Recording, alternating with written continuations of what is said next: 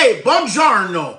Welcome to Vito's Italian Cucina again. Hey, today is another great day for another great recipe. And this cheese bread that I'm doing, Eric, is called cheesy cheese bread. Garlic cheesy cheese bread. I'm going to take you around the horn and show you what we got going. Look down here.